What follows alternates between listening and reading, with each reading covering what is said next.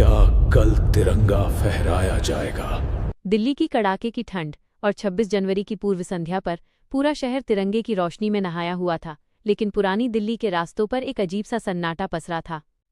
आर्यन, जो एक स्वतंत्र पत्रकार था, रिपब्लिक डे की तैयारियों पर अपनी रिपोर्ट पूरी कर रात के करीब 1:30 बजे अपनी बाइक से गुजर रहा था। तभी लाल किले के पास उसकी बाइक अचानक बंद हो गई। उसने बार बार किक मारी, लेकिन इंजन खामोश रहा। तभी अंधेरे और कोहरे के बीच उसे किले की प्राचीर के पास एक आकृति दिखी।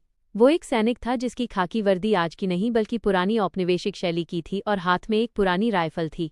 आर्यन ने मदद के लिए उसे आवाज दी, लेकिन जैसे ही वो सैनिक करीब आया, हवा में एक बर्फीली सिहरन दौड़ गई और आर्यन के मुंह से भाप निकलने लगी। सैनिक की आंखों में कोई रोशनी नहीं थी, बस एक गहरी शून्यता थी। उसने एक भारी और गूंजती हुई आवाज में आर्यन से पूछा, क्या कल तिरंगा फहराया जाएगा? आर्यन थोड़ा सहम गया, लेकिन उसने जवाब दिया कि कल 26 जनवरी है और पूरा देश गर्व से गणतंत्र दिवस मनाएगा। यह सुनकर सैनिक के चेहरे पर एक रहस्यमयी शांति छा गई। उसने कहा कि उसने और उसके साथियों ने कई सालों तक इस दिन का इंतजार किया है और जब तक ये झंडा ऊंचा लहराता रहेगा, उसकी ड्यूटी खत्म नहीं होगी। आर्यन ने गौर किया कि सैनिक के पैर जमीन से कुछ इंच ऊपर हवा में तैर रहे थे और उसकी वर्दी पर खून के पुराने धब्बे थे। डर के मारे आर्यन की आवाज गले में ही फंस गई।